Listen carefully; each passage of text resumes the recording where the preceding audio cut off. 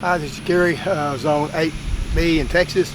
If you'll turn this away, this is our Hickory King corn. It's drying. We're going to make cornmeal out of it. Whenever the ears start dropping down like that, it's getting pretty close to shucking it. I'll leave them out here till we get a chance for rain. Like that, and down there's all the way, it'll probably be done. But anyway, they're starting to dry like everything is starting to dry out, which is a good thing for corn. Up over here, I just got back.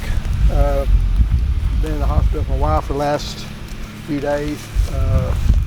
So this is how the tomato plants look. I made a video earlier, but it got kind of messed up. It was really washed out because of everything. But this is how fast everything goes downhill. 2 weeks ago, everything was lush and growing. And now we got a lot of tomatoes, and a lot of them should have been picked, but like I said, I wasn't here. Didn't get a chance to pick them. Some of them split. A lot of them diseased up. The cherries aren't that, but they still, everything's going to be dying real quick. There's the indeterminate row. The indeterminate row is done for. I have not watered them either, so I have irrigation, so that's another part of it. But it's really not super dry. If you come over here, this here is called fire blight. It gets on pears really bad. It can also attack apples real bad if you can grow apples. We'll grow any apples up here. And this is a fire blight kind of resistant one. Now fire blight's already down in here, so this, I could go ahead and cut this back. But a lot of times, some of the problem I've had with this is going to be the fact that I've had I fertilize the garden, and fertilizer will make it worse because it attacks the fast-growing vegetation, and it kind of cracks in the vegetation. Flowers is another point of entry for the it's a bacteria that gets into it. So we're going to see how it fares. That one's kind of looking bad because it's going all the way down, but do have a pair. Almost all of them froze out on me. This one does have a pair out there. So they were loaded up with blooms and they got a freeze on it, so that's kind of the only few pairs that's made it. This here is my Mississippi Silver purple pea. They're doing well. They like the heat, so they can do well on your heat. You got 4 rows of them. They should kind of keep blowing up here. Hopefully it won't get too dry for them. This here is my watermelons. I should have had irrigation on this. I have watermelons, cantaloupes. You do have some watermelons down there. They should. We picked one of them a couple of days ago, and we've eaten it, and it was good. Called yellow dogs, the smaller ones. The other ones I've got, they're probably sangria. There might be some crimson sweet. I don't remember. And I just planted the seed. I didn't really keep up with them. We know the yellow dog because it's a yellow fleshed watermelon. Coming up over here is sweet potatoes. I will say this, if you look down this around here, I didn't get these weeded in time, so now you got these big old weeds in them. It's gonna be a pain in the rear to try to weed them. But these over here, I was able to hit them early. So this is kind of how you want to keep it. You don't want to have a bunch of weeds.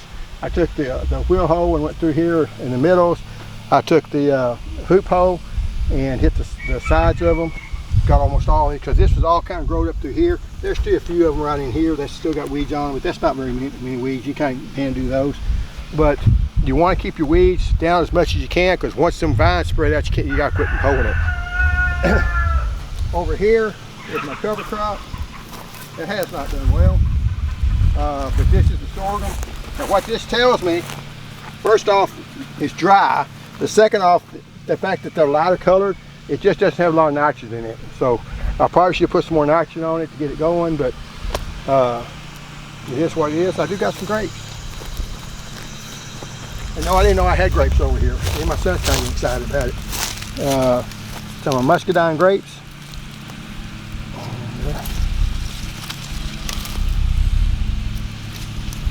Muscadines, usually you're going to take them and you just kind of screw them in your mouth like this. And spit out the seeds. Anyway, I've not taken care of these grapes, and I do think there's some muscadine. It might be a, I don't know, I've got two different kinds. One of them was crossed with muscadine, but I can't tell you for sure. You really need to mark your stuff really well, but sometimes they get lost in the transition. I did have a, this was tied up higher and this broke, so I'm going to need to redo it. But even with that, we're still going to have some grapes done on it. So, and that was new. I hadn't even looked at it this year. Up over here, we got a peach tree. This is a tropic snow peach tree. Got the hard frost trees on it. Now, a lot of people say, well, it made it because you got all this growth here. All this growth is coming from down there, okay? Ouch. The graft is probably somewhere up in here, right about there. So all this is a rootstock. So basically, this will never make a decent peach. Sometimes this is what happens when people say, I had a peach tree that looked really good, it made good peaches, and it didn't. This is what happens. The grafted part of it all dies, and you get the rootstock. So, you know, I just haven't cut it down yet. You could graft back to this rootstock if you want to. I just never have got into grafting very much, so I need to someday, but I haven't yet. This is our Ohio blue corn, and it was a little later. And if you'll notice, this corn here didn't grow a whole lot. It had a lot of nutrient deficiency. I don't know quite what it was or whatever. But you'll notice, I mean, this is all kind of stunted. Right over here we got really good corn. And so a lot of times people will try different stuff. I know electroculture has been really big. And they'll put down like one or two stakes. I say, well, you know, if I had put one right here, say, boy, electroculture really working good. This here's electroculture. That there's not.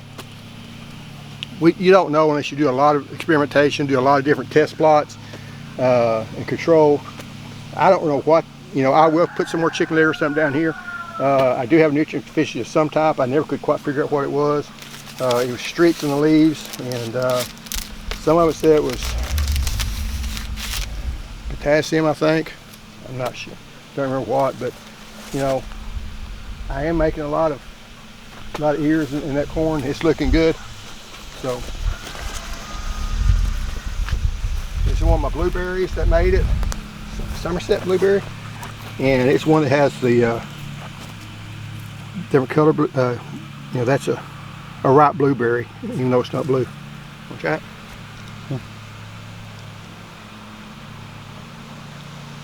Wasn't very good? No. We'll try another one then. It is getting awful hot. It is. See, that one I thought was ready. It may not be quite ready. The only thing about when they're not blue, you really can't tell when they're ready sometimes until you see a bunch of them. I mean, this one I think's ready, but if they don't come off and you pull on them, a lot of times you need to leave them on for a little bit longer. So may not any of them be ready yet. So anyway, this here is the Chinese date. What's the name of these stupid things? You remember? Nope. I'll think about it here in a minute. You know, some people call them jujubes. I have not gotten a lot of sleep lately. Sleeping in the hospital is not fun. But they're called jujubes. They'll get a little bit of brown on them. They'll taste kind of like a dry apple. We don't really care for the taste that well. There's some more up over here.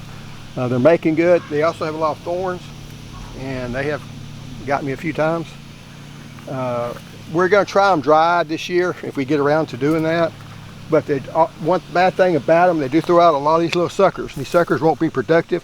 Now you could use these suckers to make you some new trees. You know how to graft them. So a lot of times I take these trees, but since almost all jujubes are grafted, the root cuttings won't come true to the top of the tree.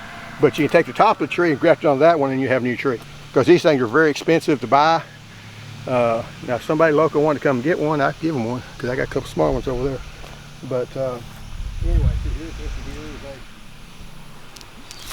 you can tell this, even though it's on the root, see how much different that leaf looks than the other one?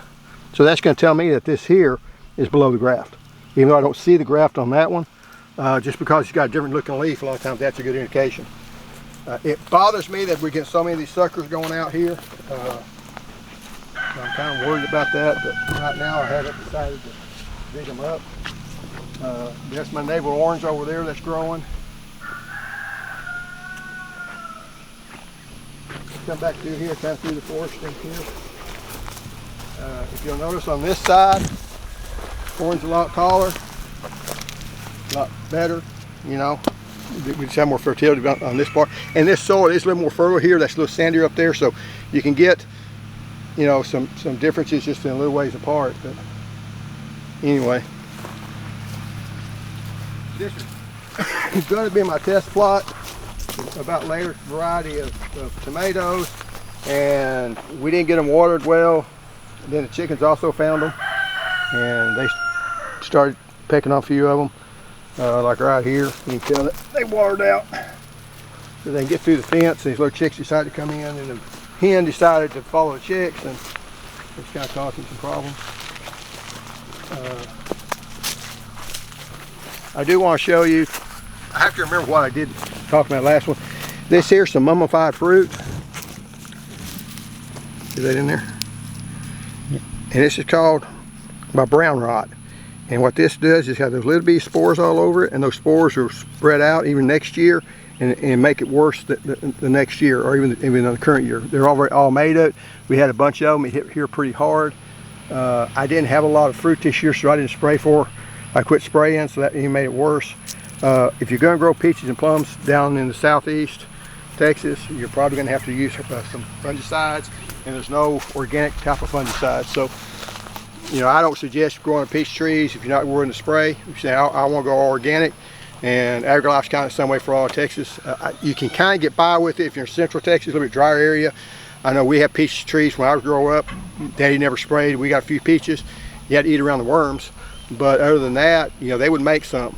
But we get a lot more humidity down here. I think this tree here is really bad about, I'm not sure what variety it is. It's supposed to be Sam Houston peach, but it doesn't ripen in the Sam Houston peach time frame. So I got a feeling it got switched somewhere. So I think it's a different variety than actually Sam Houston. That'll happen sometimes. I got another Sam Houston that ripens when it's supposed to, and this one ripens earlier. But I think it made the spores bad. And the plum tree over there is the Odom Proof Chickasaw plum. Over here is the blackberries. These blackberries here are the oh man, I can't remember think anything to this today. I think back here in the Ponca, P-O-N-C-A. This is the primal cane they've been making. We picked most of them up pretty similar, cut all these back, and these canes here will make next year. So you kind of want to come off, you know, no more than about this height, really probably waist high. I planted, I think, 3 plants, and now they're kind of going everywhere. I did not plant them in this bed, but they, you know, they spread on you, which ain't bad. You know, I can have 2 rows of them. I'll clean this up. If I got any neighbors that want one, I can dig up one of them around and give them some. This here is my pepper bed and eggplant bed. These are, I think they're called relay. It's either habanada or relay. If it had 2 different ones of them, I'm not sure which one this is. They're in need of watering. Now, peppers like the heat, but they don't like drought, and it's been dry, and I've been with my house. It's been about 3 or 4 days since I watered them, so then we have to go back and water them. The plum tree over there is called Sweetie Pie. It seems to be a little bit taller than the other Ponca. So they both had good flavor. I like both of them. Sometimes one would taste better, and other times the other one would taste better, so you kind of have to look. Now, on this side, I have the Primark Freedom. And they can be a lot longer cane than either one of the other 2. They will make a little bit in the fall. These, again, need to be pruned back, so they'll start having the lateral branches. This here is a improved, but it's not thornless, so we know it's not the Primark Freedom. And I planted about 3 or 4 different varieties in a row. The problem with doing that is they spread, so then all of a sudden you've got thornless varieties with the thorn varieties, and I got chewed up my wife one time because she thought one was thornless and it wasn't. And when it stuck her, she blamed me. But we got to Gulf Rose plum tree there. It makes a really good tasting plum if you can get it to produce plum. I've had problems with that. One thing I hadn't talked much about, we do have some elderberries. I bought 3 or 4 different varieties of elderberries. This elderberry here, I still got the tag on it. And it's called Bob Gordon elderberries. And now start turning color. This is here. It's probably ready to pick. And birds have been eating on it. They fall off. Birds really like the you know, a lot of times you got to get the harvest if you're not careful. But they can handle drought. We grew elderberries even in West Texas one time. You use them for syrup and stuff of that nature, syrup and stuff like that. And if you want to see, I got a nest. Birds sometimes build a nest. I leave them alone, but there's a bird nest there. And he's already had the eggs in it. But anyway,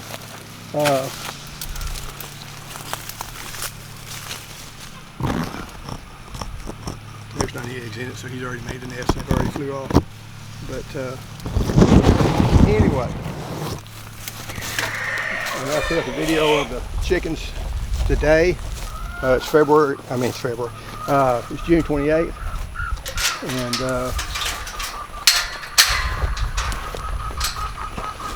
take a look at them right quick. It looks deceiving because you say, hey, they only got this area here, but the gates don't have a gate here, and they run through this gate here, so they got access to all this other area around here. And there's our miniature donkey down there called Vinny, and the horse. If you come back this way, we got the horse down there. The area over here is where I got all the fruit trees. I didn't really talk much about them this year, just because they didn't make anything this year. We got a late freeze. We got down below 30 degrees. That wiped out all the fruit. They'd already put on fruit. Had the fruit about this big around. Knocked out the peaches, pears, plums. They all looked really good this year.